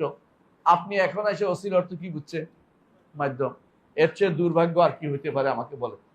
এই জন্য আমরা বলি, আপনি যে ওসিলা খুঁজতেছেন, বলতেছেন যে আমরা আরবের মুশরিকরা তো গাছের ইবাদত করত, পাথরের ইবাদত করত, নির্জীব জিজে বস্তুর ইবাদত করত, আমরা তো এদেরকে ডাকতেছি ওলিয়ালাদেরকে, এদের শুধুমাত্র ওসিলা দিচ্ছি। আপনার ওসিলা শব্দটাই বলছি। ওসিলা অর্থ কি? আপনি নৈকট্য দিতেন, আরেকজনের নৈকট্য আপনি দিবেন কি করে? আপনি নৈকট্য অর্জন করতে বিষয়টা আসতেছেন, আপনি চাচ্ছেন মাধ্যম বানাইতে, ওই মাধ্যম তো আল্লাহর শরীয়তে নাই, ওই মাধ্যম আল্লাহর শরীয়তে নাই। আপনি এই মাধ্যম বানাইতে পারেন না, এই মাধ্যম বানাইতে পারেন না। বুঝে আসছে কথাটা? এখন যদি কেউ বলে মাধ্যম বানানোর মাসআলা কি, এটা আসবে সামনে, আমি দ্বিতীয় এটা আলোচনা করব। এটা দ্বিতীয় নাকসের মধ্যে আছে, দ্বিতীয় অংশ, মানে যেটাতে দ্বিতীয় যেটাতে ইমান চলে যায় ওইটার মধ্যে আসবে। এই জন্য এটা আলোচনা করতেছে। শুধু এটাই বলবো যে তারা এখানেও কি করছে? ভুল করছে, যে ওসিলা অর্থ মাধ্যম বানাইছে। আসলে ওসিলা অর্থ কি? নৈকট্য। সুতরাং আপনি মাধ্যম বলে যা ধরছেন, এটা আরেকটা ইমান হারানোর কারণ। মাধ্যম দিয়ে কাউকে ডাকা এটা ইমান হারানোর একটা কারণ। বিস্তারিত আলোচনা আসবে সামনে, কোনো সময় এটা ইমান হারানোর কারণ হয়ে যায়, এটা আমরা বিস্তারিত আলোচনা করবো। তাহলে আপনি যে বলতেছে যে আপনারা তো, ওরা তো আরবের মুশরিকরা পাথর ইবাদত করতো, তাদেরকে ডাকতো, তাদেরকে এটা করতো, কারণ তারা তো এদেরকে মাধ্যম বানাইতো না, হ্যাঁ, বরং আমরা ওসিলা নাম দিয়ে মাধ্যম বানাচ্ছি। এই কথাটা শুদ্ধ না। তারাও মাধ্যম বানাইতো, তোমরাও মাধ্যম বানাও, পুরো পার্থক্য। তারাও মাধ্যমই বানাইতো। তারা কি জন্য মাধ্যম বানাইতো? তারা মাধ্যম বানাইতো এই জন্য যে আমরা এদেরকে দিলে আল্লাহ খুশি হবে, এদের মর্যাদা আছে আল্লাহর কাছে, এদের কি আছে? বিশাল মর্যাদা। এদেরকে মাধ্যম দেখলেই আল্লাহ, আর কোনো কথা নাই, সঙ্গে সঙ্গে অনুমোদন করে ফেলাইবে, এই আশায় বসে। আপনিও ঠিক, কারণ ওরা কি মনে করতো? লাতকে আল্লাহর মেয়ে, বুঝেন নাই? মনাতকে আল্লাহর মেয়ে, এদের আল্লাহর মেয়েদের মর্যাদা, নাউজুবিল্লাহ, আস্তাগফিরুল্লাহ, এই জাতীয় মর্যাদা ধরেই তো তারা ওর কাছে নিয়েছিল। যে কোনো পাথর তো পূজা করে নাই, হ্যাঁ, লাত মানাত ওজ্জা ইসাফ নাইলা ছাড়া এরা যে কোনো পাথর দেখলে কি পূজা শুরু করতো না? তা করতো না। বোঝা গেল এরাও মাধ্যম বানাইয়েই এবাদত করছে, তোমরাও মাধ্যম বানাচ্ছ, অথচ ওসিলা অর্থ কি নয়? মাধ্যম না, যেটা আসবে আমাদের আলোচনার ভিতরে। তাহলে বোঝা গেল যে এই কয়টা সন্দেহ বলছি? 4টা। এই সন্দেহগুলি যুগ যুগ ধরে চলে আসছে, যুগ যুগ ধরে চলে আসছে।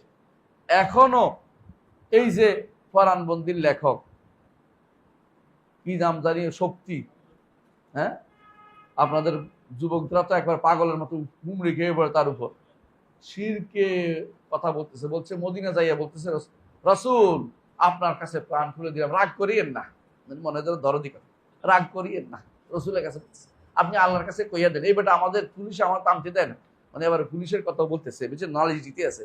হ্যাঁ, কি মনে করছেন আপনি রসুল্লাহ আপনার এগুলি শুনে না? কিচ্ছু শুনে রসুল্লাহ এগুলি শুনে না। রসুল কি শুনে? সালাত ও সালাম তার কাছে পৌঁছানো হয়, তিনি জবাব দেন, কিন্তু আপনার কোনো বক্তব্য তিনি শুনেন না। আপনি এখানে ওরা বাড়তি বক্তব্য দেওয়ার অর্থ হচ্ছে আপনি নিজের ইমান ধ্বংস করা। আমাদের বাংলাদেশি যে অনেকে হজ উমরা করতে যায়, যাওয়ার সময় বাংলাদেশের যে ধর্ম মন্ত্রণালয়ের পক্ষ থেকে একটা বের করছে হাজিদের জন্য হজ উমরা জিয়ারার একটা বই বের করছে, গাইড। ওইটার মধ্যে শেষের দিকে আছে মদিনা জিয়ারতের সময় আপনি মদিনা যাইবেন, যাইয়া বলবেন আবু বকর রাদিয়াল্লাহু আনহু দুনিয়ার বুকে কেউ যদি কোনো রসুলের কাছে ভয় পাইতো আপনার কাছে আসতো, এরপর ওমরের কাছে বলবেন এটা, আপনি সুপারিশ করেন রসুলের কাছে, এরপর রসুলের কাছে আবার আসবেন, আচ্ছা রসুলকে বলবেন রসুল আমার এই সমস্যা আপনি ব্যবস্থা নেন। অথবা এই যে জিনিসটা শিখেছি পুরোটা শিরিক শিখে দিচ্ছে, পুরো শিরিক শিক্ষা দিচ্ছে। আপনি পড়ে দেখেন বইটা, যদি কেউ নিয়ে আসে, কারো কাছে আছে কিনা দেখেন, বাইরে নিয়ে দেখবেন যে পুরো শিরিক শিক্ষা দিচ্ছে। আছে কারো কাছে বইটা, না থাকে আলহামদুলিল্লাহ, এটা আমার ইমানের পরিচয়, এটা থাকবে আস্তে আস্তে শিরিক হয়ে দেবো। এটা আমি আমাদের হাজি সাহেবরা নিয়ে যায়, দেখি যে নিয়ে যায়। হ্যাঁ, বিশেষ করে সরকারি হাজিদের তো হাতে হাতে থাকে, বেসরকারি হাজিরাও যদি সুযোগ পায় অন্যরা দিতে চেষ্টা করে। হজ মৌসুমে প্রত্যেকে তার উদ্দেশ্যের জন্য লেগে থাকে। কবর পূজারীরা একটা করে, মাজার পূজারীরা একটা করে। কেমন কবর পূজারীরা এখন হজে নিয়ে যায় কেন জানেন? কবর পূজার সবক দেওয়ার জন্য। পীরেরা হজে নিয়ে যায় পীরগিরি সবক দেওয়ার জন্য। তাকে এই 43 দিনে পীর একটা মুরিদ বানিয়ে ছাড়বে, তাকে মোরাকাবা মুশাহাদা মানে মরা কাউয়া ধরার জন্য, মরা কাক ধরার জন্য শিখাবে, কিভাবে ধরতে পারে, এই পুরো শিরকি শিক্ষা দিবে। এই জন্য দেখবেন পীরের পাগলের মতো তার প্রতি বছর একবার হজের জন্য যাওয়ার ব্যস্ত হয়। মুরিদেরাও চায়, বড় মুরিদেরা এদেরকে হজে পাঠাবে যেন আরো মানুষ শিরকি মুশরিক হয়েছে। সেই সময় জন্য আলেমরা প্রত্যেক দৃষ্টিতে একটা একটা থাকা দরকার, সাবধান করার জন্য দরকার। এই জন্য যার তার সাথে যাবেন না হজে। হজে যাওয়ার জন্য অবশ্যই আপনি একজন সালাফি আলেম খুঁজবেন, যার সাথে গেলে আপনার ইমানটা শুদ্ধ থাকবে, আপনার হজটা শুদ্ধ হবে। মানে আপনাকে যে কোনো মুহূর্তে আপনার ইমানটা নেওয়ার জন্য শয়তান তো বসেই আছে, আর এত সহযোগিতা সুযোগ নিচ্ছে। এই জন্য হজ মৌসুমে প্রত্যেকটি গোষ্ঠী তার হজের দাওয়াতের জন্য বের হয়। আপনি বেরোবেন ইমানের দাওয়াতের জন্য, এরা বের হয় তার উদ্দেশ্য সাধনের জন্য, হজের ভিতরে তার দাওয়াতটা দেওয়ার জন্য। কথা বলছেন কিনা? তো এইটা আমরা কেন বললাম যে এরা যত রকমের সন্দেহ নিয়ে আসুক না কেন, আল্লাহ তাআলা কোরআনে কারীম বলছেন, বা আল্লাহ তাআলা কোরআনে কারীম বলছেন যে ফাইদা হুয়া জাহিদ, হ্যাঁ, যে বাতিলের উপরে দিয়ে হককে তিনি আঘাত করবেন, তাহলে হক বাতিলের কে দেমাগ বের করে দেবে। মানে দিমাগ হলো ভিতরের চামড়া, উপরের চামড়া, ভিতরে একটা চামড়া আছে, দিমাগ মাথার উপরে ভিতরে একটা, ব্রেনের উপরে একটা চামড়া আছে, ওটার নাম হচ্ছে দিমাগ, মানে এটা দেমাগ, ভাইয়া দমাগ ওইটা বের করে দিবে। অর্থাৎ এত কঠিন পরিমাণে আঘাত করে, হ্যাঁ, আল্লাহ তাআলা কোরআনে কারীম বলছেন তাদেরকে বাল নাকযিফু বিল হাক্কি আলাল বাতিল, বরং আমরা হক দিয়ে বাতিলের উপরে আঘাত করি। ভাইয়া দমাগহু ফাইযা হুয়া জাহিদ, এ যখন এটা দেখা যায় ওই বেটার বাঁচে না। কোনো ব্যক্তির মাথার ওইটা দেখা গেলে খুলির উপর এটা বাঁচে, এই জন্য ফাইযা হুয়া জাহিদ, এটা চলে যাবে। আল্লাহ বলছেন যে হক দিয়ে বাতিল উপরে এত আঘাত করে যেটা চলে যায়। আমরা আমাদের কোরআন এবং সুন্নাহর বিধান দিয়ে, আয়া দিয়ে, নস দিয়ে আমরা বাতিলকে সেভাবে আঘাত করে আমরা সেটাকে তাড়িয়ে দেব ইনশাআল্লাহ। এটা মাথায় রাখতে হবে। এই জন্য এই বাতিলের মোড়ক দিয়ে এসে যদি কেউ বলে রসুলের কাছে সুপারিশ চাওয়া জায়েজ, তারা শিরিক করতেছে। রসুলের কাছে সুপারিশ চাইতে পারবেন না। সুপারিশ কার কাছে চাইবেন? আল্লাহর কাছে। আল্লাহকে কি বলবেন? আল্লাহ রসুলকে আমাদের জন্য সুপারিশকারী বানিয়ে দেন, কারণ চাওয়াটাই শিরিক। সুপারিশ চান আর দোয়া চান আর উদ্ধার চান একই কথা। চাওয়াটাই হচ্ছে শিরিক, চাওয়াটাই হচ্ছে ইবাদত। আর দোয়া হুয়াল ইবাদা, আর দোয়া হুয়াল ইবাদা, দোয়াটাই হচ্ছে ইবাদত, চাওয়াটাই হচ্ছে ইবাদত। আল্লাহ ছাড়া কারো কাছে চাইলে ইবাদত হয় কখন? যখন সেই ব্যক্তি অনুপস্থিত থাকে, দিতে সক্ষম নয়, কয়টা হচ্ছে? দুইটা। তিন নম্বর সে ব্যক্তি হ্যাঁ জীবিত নয়, বুঝে আসছে কথাটা? মৃত, তারপরে দিতে সক্ষম নয়, তারপরে অনুপস্থিত, ওর কাছে কিছু চাওয়াই হচ্ছে সেটা সুপারিশ হোক আর অন্য কিছু হোক, চাওয়াই হচ্ছে শিরক। এই জন্য বেদাতিরা উঠে পড়ে লাগে এটা বোঝানোর জন্য রসুল তো জীবিত। বুঝছেন কিনা? হায়াতুন নবী, বুঝছেন কথাটা? আমরা অবশ্যই রসুল হায়াতুন নবী, রসুলও কাফেরও কি আছে, একটা হায়াত আছে, নইলে আঘাত পাচ্ছে না, তারে আঘাত করতেছে না। যদি শুধু দুনিয়ার কেউ বলে না যে কাফের শুধু শরীরের উপর আঘাত হচ্ছে, রূহ এবং শরীর দুটোর উপর আঘাত হচ্ছে না। ইমানদারেরও কি আছে, যে কোনো ইমানদারের রূহ আছে, আর একজন শহীদেরও রূহ আছে, শহীদেরও জীবিত। আল্লাহ কোরআনে বলছে বালাহিয়া, জীবিত। তাহলে কি শহীদের কাছে চাইবেন না? জীবিত থাকার অর্থই চাওয়া না, ওই জীবন দুনিয়ার জীবন হচ্ছে আলাদা, বুঝে আসছে? ওই জীবন দুনিয়ার জীবন হচ্ছে আলাদা, সুতরাং ওই জীবনের সাথে আপনার দুনিয়ার জীবনের চাওয়া পাওয়া চলবে না। আপনি কি বুঝে আসছেন? দুনিয়ার জীবনে কেউ অনুপস্থিত, দুনিয়ার জীবনের জীবন নাই, এবং 3 নম্বর হচ্ছে অক্ষম, কারো কাছে কিছু চাইতে পারবেন না, এমন সুপারিশ চাইলেও শিরিক হবে। এই জন্য কেউ যদি রসুলের কাছে সুপারিশ চায়, সেই ব্যক্তি মুশরিক, আর মুশরিকের সমস্ত আমল বরবাদ। কথা বুঝছেন? হে ওলি আল্লাহর নাম ধরে আসুক, আর তথাকথিত কি নিয়ে আসুক, আপনাদের নাম কি বলেন? আইকন, আইডল, এবং যুবকদের জন্য অনেক কিছু, কি বলে এটাকে, মোটিভেশনাল স্পিকার। আমি আশ্চর্য হয়েছি, কোথাও আমি যাইতাম, সেখানে ওনাকে নিয়ে আসার জন্য বড় ধরনের করছে। আমি বললাম যে আমি কিচ্ছু বলবো না, আপনারা দেখেন, ভালো করে শুনে নেন। তারপরে তারা আল্লাহর রহমত থেকে দূরে সরে গেছে। এই যে মানুষগুলো যারা ডাকে, এরা বুঝে না যে এদের তো আকীদা শুদ্ধ নাই, এদের তো মানহাজে শুদ্ধ নাই। এরা হচ্ছে একদিকে আকীদাও শুদ্ধ, আরেকদিকে তারা যুবকদেরকে বিভ্রান্ত করতেছে। ওই দেখাবে কোথায়, মারামারি হানাহানি জায়গাটা দেখিয়ে দিবে। বুঝছেন তো কারা এরা? আপনি এদের পিছনে চললে কোনোদিনই হক পাবেন না, আপনাকে চলতে হবে ওলামাদের পিছনে। আলেম কেডা? আলেম হচ্ছে বিন বাস, আলেম হচ্ছে ইবনে উসাইমিন, আলেম হচ্ছে সালেহ ফাউজান, কথা বলছে, আলেম হচ্ছে আলবানী। আপনি দেখেন, এদের কথা শুনেন, তাহলে বুঝতে পারবেন হক কোথায় আছে। না হক থেকে বেরিয়ে এদের কথা শুনতে হবে আপনাকে। ওই তথাগত স্পিকারদের পিছনে আপনি ঘুরতে পারবেন না। এরা জাহেল, এরা দিন বুঝে না, এরা শরিয়া বুঝে না, এরা ওয়াসিলার অর্থ বুঝে না, সুপারিশের অর্থ বুঝে না। আল্লাহ বলছেন কুল লিল্লাহি শাফাআতু জামিআ, সমস্ত সুপারিশের মালিক কে? আল্লাহ। কে বলছে এটা? আল্লাহ নিজে বলছে। কখন বলছে? যখন বলছে যে আমরা এদের কাছে সুপারিশ চাই, আল্লাহ বলছে না, সুপারিশের মালিক তো আল্লাহ। মালিক আল্লাহ, বুঝছেন? আল্লাহ যাকে অনুমতি দিবে তিনি শুধু করবেন। এবং এই সুপারিশ হাসরের মাঠে 2 শর্ত হলে করা যাবে। একটা হচ্ছে কি, লোকটা শিরিক করে নাই, তার জন্য রসুল সুপারিশ চাইবেন। আপনিও চাইবেন আপনার বন্ধুর জন্য, শিরিক করে নাই কিন্তু শিরিক চাইয়া গেছে দুনিয়ার বুকে, সে কি করছে? সুপারিশ চাইয়া গেছে, সে কি করছে? শিরিক করে গেছে। তার জন্য কি রসুল সুপারিশ করবে না? ইমানদাররা করে, বন্ধু বান্ধব কেউ করবে না। ভয়াবহ বিপদ, বুঝতেছে না তারা। এই জিনিসটা আপনারা যত বুঝাইতে পারবেন, এটা ইমানের দায়িত্ব হচ্ছে এটা মানুষকে বুঝিয়ে দেয়া। প্রত্যেকটি মানুষ যে না, সুপারিশ আল্লাহ মালিক, তিনি সেদিন যাকে বলবেন তিনি শুধু সুপারিশ করবেন। এবং কখন করবেন? যাইয়া শুরু করে দিবেন সুপারিশ না, আল্লাহর কাছে গিয়ে সেজদায় পড়ে যেতে হবে আরশের নিচে। আল্লাহ বলবেন উঠান, মাথা উঠান, আপনি সুপারিশ করেন, কবুল করা হবে। এরকম প্রত্যেকটি প্রাণী। মুহাম্মদুর রাসূলুল্লাহ সাল্লাল্লাহু আলাইহি ওয়াসাল্লাম যেখানে টুক করছেন, আপনারা আরো বেশি কায়মানুষকে সুপারিশ করতে হবে। সুপারিশ করবেন, সুপারিশ চাওয়ার পরে, অনুমতি হওয়ার পরে সুপারিশ চাইবেন। কি করবে? অনুমতি হওয়ার পরে, আর আল্লাহর সন্তুষ্টি থাকার পরে। কার উপরে? সুপারিশকারীর উপরে, সুপারিশকৃতের উপরে। সুপারিশকারীর উপরে সন্তুষ্ট হয়েছে, পার হয়েছে, বুঝছেন তো? কোন জায়গা? বেড়া পার হয়েছে, গোলসেরাত পার হয়ে গেছে, কামতারা পার হয়ে গেছে। এবারে আর কোনো ভয় নাই। এবার জান্নাত থেকে এসে কেউ সুপারিশ কথা বলবে, আমি আর আবার তার জাহান্নামে ফেরত দিবে না, এখন আমি যা পারি তা করি। যাইয়া বলবো যে আল্লাহ আমার বন্ধু নামাজ পড়তো, গিয়াস ভাই নামাজ পড়তো দেখতেছি, হ্যাঁ, তো দৌড়াইবে কে? সিদ্দিকী ভাই বলবো যে ওনারকে দেখতেছি না, আল্লাহ খুঁজে বের করো, তা ঠিক আছে তোমার অনুমতি দেওয়া হইলো, তখন খুঁজে বলতেছি আর কি। উনি হয়তো ওরা অনেকে আগে জান্নাত চলে যাবে, উদাহরণ দিচ্ছি। তো বলতে চাচ্ছি এটা যে এই যে সুপারিশের মাসলা অনেকে বসে আছে যে হ্যাঁ আমার জন্য আপনি সুপারিশ করেন না, এটা তো বলে আল্লাহকে বলো, আমাকে বলিও না, এটা শিক্ষা দিতে হবে। বুঝেছে কথাটা?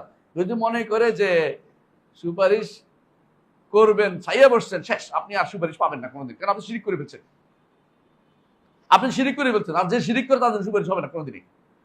যে শিরিক চাইবেও না ওরা, আল্লাহ কোরআনে বলছেন যেদিন কোনো সুপারিশ হবে না, আল্লাহ কোরআনে বলে দিয়েছেন, বলেছেন না কোরআনে কারিমে, যেদিন কোনো সুপারিশ হবে না, কোনো সুপারিশ কথা বলছেন, কোনো সুপারিশ হবে না, আল্লাহ কোরআনে বলে দিয়েছেন। তাহলে বোঝা গেল যে এই সুপারিশে চাওয়া যাবে না, চাইতে হবে আল্লাহর কাছে। আল্লাহ অমুককে, ইমানদারদেরকে অথবা রসুলের সুপারিশ আমাকে নসিব করুন, এভাবে বলবেন।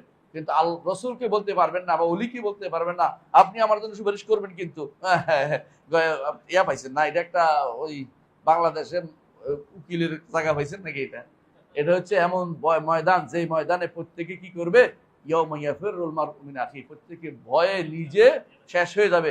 যতক্ষণ ভয় দূর না হচ্ছে, জান্নাতের জায়গা না যাচ্ছে, ততক্ষণ সুপারিশ করার সাহস করবেন। একমাত্র করবেন মুহাম্মদ রাসূলুল্লাহ সাল্লাল্লাহু আলাইহি ওয়াসাল্লাম। তিনি হাসরের মাঠেও করবেন, পরেও করবেন, তিনি দুই জায়গায় করবেন।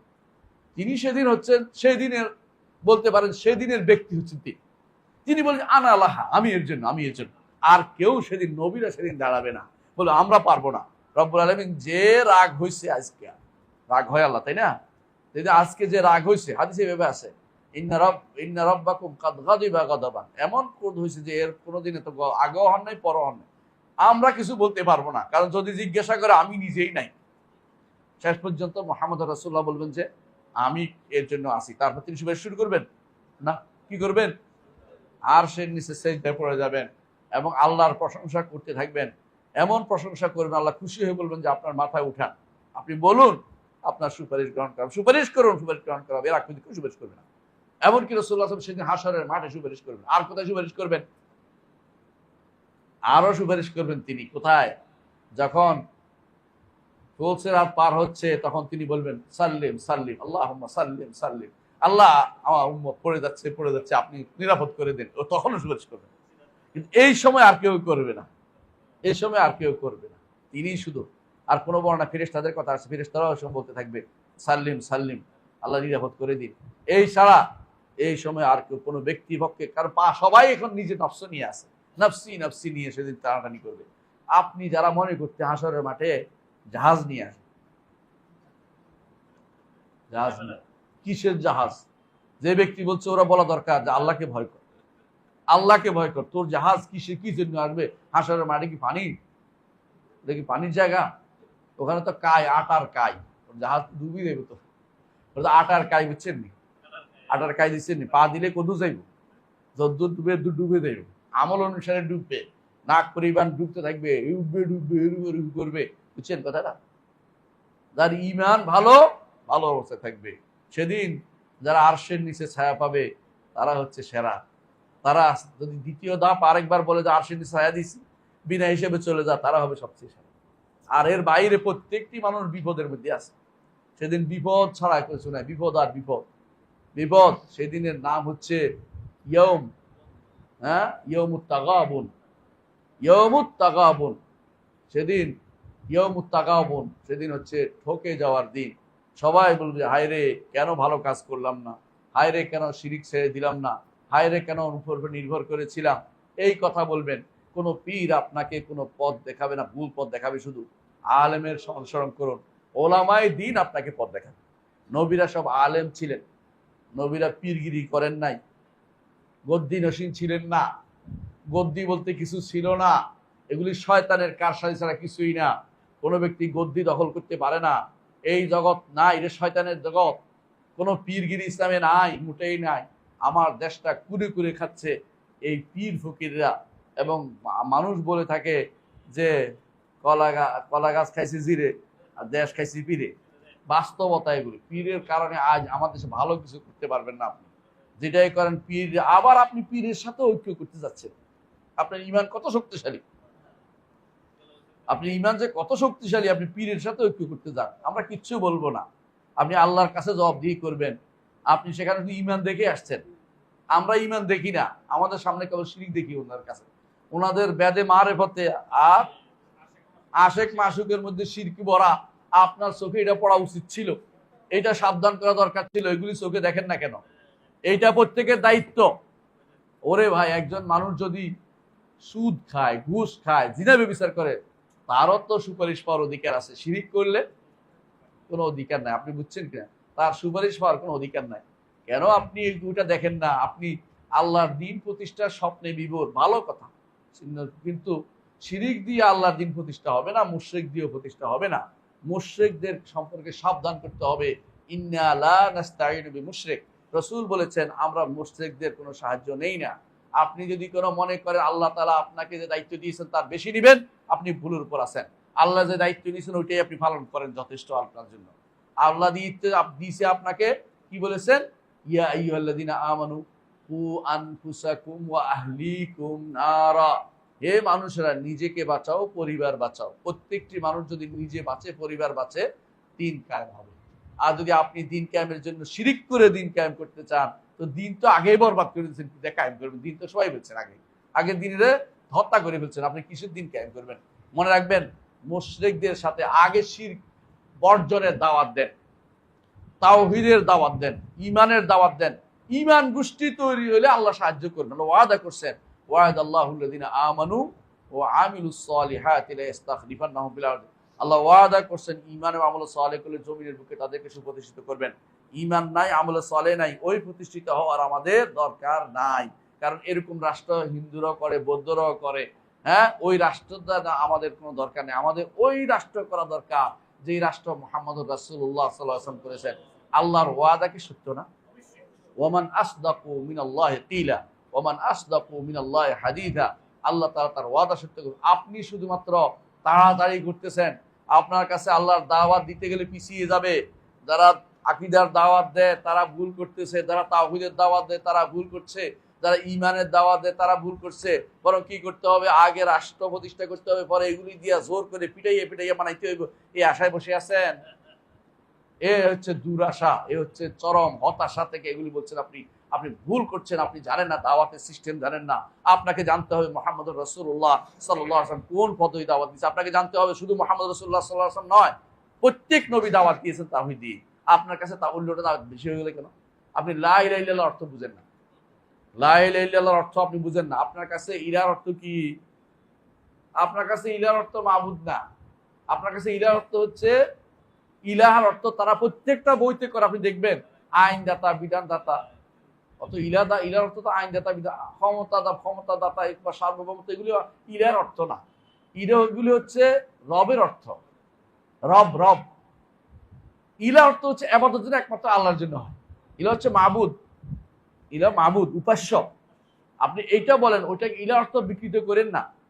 একটা বই আছে দেখবেন, হ্যাঁ, মুন্সি অনুবাদ করছে, মুন্সির নাম হচ্ছে জিয়াউর রহমান মুন্সি।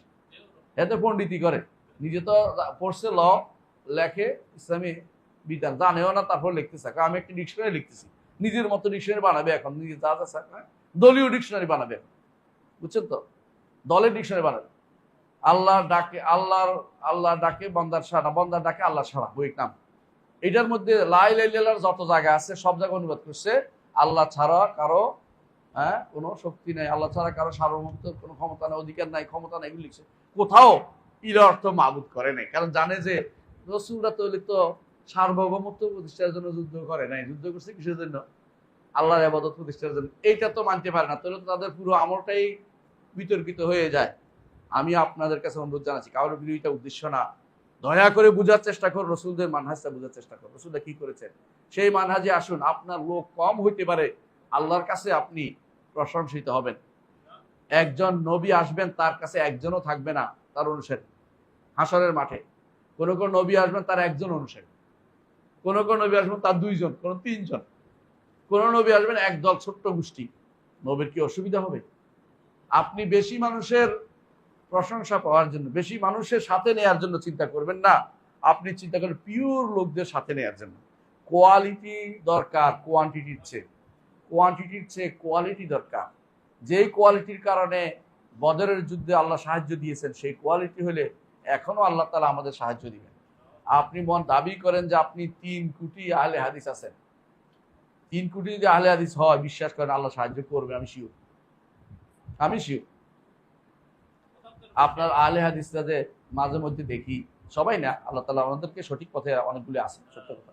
আহলে হাদিসের একটা গোষ্ঠী বা আমাদের সালাফিদের একটা গোষ্ঠী দেখি যে মাঝে মধ্যে ধর্ম নিরপেক্ষতা প্রচার করে, মাঝে মধ্যে দেখবেন যে জাতীয়তাবাদ প্রচার করে, মাঝে মধ্যে দেখবেন যে সেকুলারিজম প্রচার করে, মাঝে মধ্যে দেখবেন সোশ্যালিজম প্রচার করে। মানে এদের প্রচারের আর শেষ নাই, বুঝে না, বলে যে এইটাতে করছি ওইটাতে ইমান চলে গেছে, আর আমি এখন সলাতের মধ্যে রফিয়ে দান করি, আর কি করলাম? ইমান যদি চলে যায়, সলাতে রফিয়ে দান করি আমার লাভ নাই, বুঝেন নাই? এক বেটা মরে গেছে, আরেকজন দেখে বলতেছে আল্লাহ চোখ সারাইছে, মানে অ্যাক্সিডেন্টে মরে গেছে পোলাটা, আরেকজন আল্লাহ চোখটা সারাই দিছে। হ্যাঁ, চোখ দিয়ে কি হবে, এটা তো মরেই গেছে। ইমান চলে গেছে, আপনি এখন রফিয়ে দানের চিন্তা করতে পারবেন না, ইমান সহ রফিয়ে দান করতে হবে। বুঝলেন না কথাটা? আমি রফিয়ে দানকে গৌণ করে দেখাচ্ছি না, রফিয়ে দান অবশ্যই সুন্নাহ পালন করবেন, কিন্তু ইমান আগে খেয়াল রাখতে হবে, ইমানটা আগে পাক্কা করতে হবে। ইমান বাদ দিয়ে এটা করেন না। আপনার 3 কোটি যদি 4 কোটি যদি কোনো সালাফি যদি বাংলাদেশে থাকে, এই সালাফিদের যদি সালাফি করতে পারেন সত্যিকার অর্থে, অন্যরা অবশ্যই কি হয়ে যাবে, সোজা হয়ে যাবে। কিন্তু আমি তো এদেরকেও ঠিক করতে পারি না, এদেরকেও ঠিক করা জরুরি। হানাফিদের মধ্যে যে বড় ধরনের শিরিক আছে, এটা তো বলার বাইরে। তবে একটা ভালো জিনিস যে ওরা প্রকাশ্য শিরিকের মধ্যে লিপ্ত হয় না, বুঝছেন কিনা? কবর পূজায় লিপ্ত হয় না, কিন্তু মনস্তাত্ত্বিক পূজা তো আছে, অন্তরের পূজা তো চলতেছে। এইটারে কি করবেন?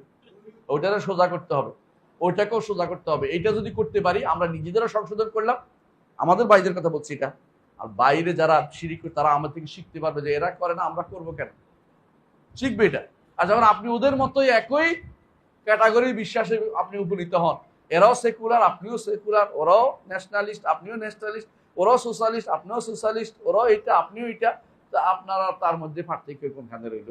তাহলে আপনি বলবে যে আমি কি করি, এই করি সে করি, ওইগুলি এখন কাজে আসবে না, কারণ মূল জায়গা অন্তরের পরিচ্ছন্নতা আসে নাই, অন্তরের শিরিক থেকে পবিত্র হয় নাই। কথা বুঝাতে পারছি? তাহলে আমাদেরকে মূল কাজ করতে হবে এটা, যে অবশ্যই অবশ্যই আমাদেরকে এই সন্দেহগুলো দূর করে দিতে হবে, আল্লাহর ইবাদত প্রতিষ্ঠা করতে হবে। কার? একমাত্র আল্লাহ। আল্লাহর সাথে যেন কোনো শিরিক না হয়, এটা খেয়াল রাখতে হবে। এখন একটা কথা বলি, অনেকে বলবে, এতক্ষণ যা বলেছি না, অনেকে বলবে হঠাৎ করে যে এরা তো জাহেল, জাহেলের তো ওজর আছে। এটা কি মানবেন? জাহেলের ওজরকে বলা হয় সাময়িক ওজর। সাময়িক কখন? একজন মানুষ যখন এমন জায়গা থাকে যেখানে কেউ তাকে জানানোর মতো নাই। যেমন কোথায়?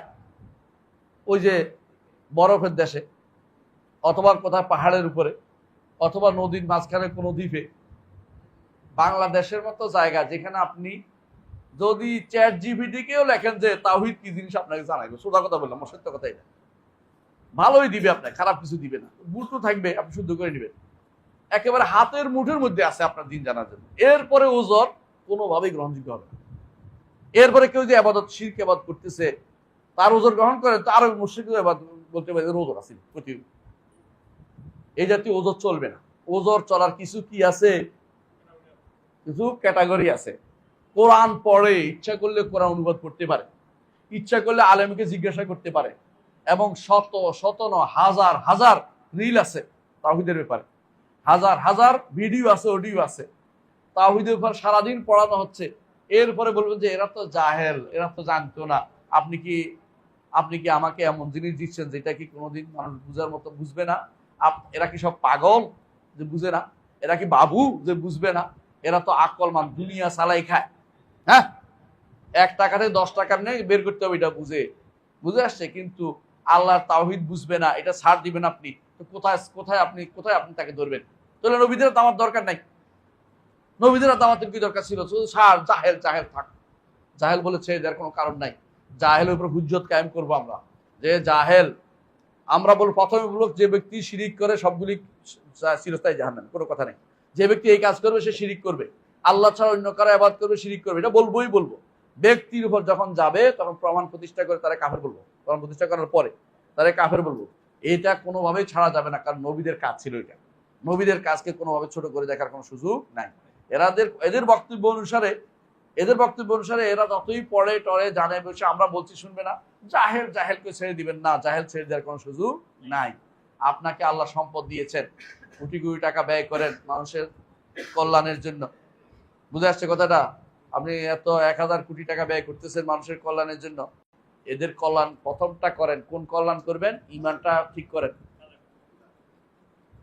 এদেরকে আপনি রিক্সা কিনে দিয়েন না, ইমান ঠিক করে তারপর রিক্সা দেন। এদেরকে আপনি ইমান ঠিক করে রিক্সা দেন। ইমান ঠিক নাই, রিক্সা কিনে দিয়ে লাভ নাই, ভালো কিছু করেন নাই। যদি ইমান ঠিক নাই তো কাফের আপনি পাইলে কি লাভ? এক কাফের মূর্তি পূজা করে, দুর্গার পূজা করে, আর এক কাফের দরগার পূজা করে। পার্থক্য কি? দরগা দুর্গা শব্দ দুটো পার্থক্য এই তো। একজন দরগা পূজা করে, একজন দুর্গা পূজা করে। আপনি এটা করতে দিবেন না, যে কারণে কাফের হয়ে যায়। এটা আগে শিক্ষা দেন, যদি ভালো হয় তখন তাদেরকে সহযোগিতা করেন। হ্যাঁ, সহযোগিতা এমনি করতে পারেন আমরা দুনিয়া সবাইকে, কিন্তু আলেমে দ্বীনের কাজ নয় এটা রাষ্ট্র সরকারের কাজ। গরিবের দেখবে, আপনার দায়িত্ব হচ্ছে আপনি সহযোগিতা করেন ইমানের জায়গাতে। একজন মানুষ ইমান নিয়ে যদি কোনো না খেয়ে মরে যায়, কই যাইব? জান্নাত যাবে। আর ইমান নাই কিন্তু একবারে ভালো অবস্থায় চলে গেছে, কি হইব? জাহান্নামে যাবে। আপনি যদি কোনো সত্যি দরদি হন, সত্যি যদি আপনি দরদি হন, সত্যি যদি কোনো উম্মার দরদি ব্যক্তি হন, অনেকে উম্মার দরদি ব্যক্তি বলে কি কি কথাবার্তা বলেন। উম্মার দরদি ব্যক্তি হলে উম্মাকে ইমান আগে দেন। ইমান ছাড়া উম্মার দরদি হতে পারে না। যার ইমানের দাওয়াত দেয় নাই তাকে আপনি উম্মার দরদি বলতে পারেন না, কারণ চিরস্থায়ী জীবনের জন্য গ্যারান্টি হচ্ছে ইমান। ইমান তাওহীদ যদি শিক্ষা না দেন, তাকে আপনি টাকা পয়সা দিয়ে, তাকে আপনি সেলাই মেশিন দিয়ে কোনো লাভ হবে না, যদি কিচ্ছু হবে না। তার জন্য আপনি গ্রামের পর গ্রাম দিয়ে দিলেন, তাতেও কিছু যায় আসে না। তাকে ইমানটা দেওয়ার ব্যবস্থা করুন।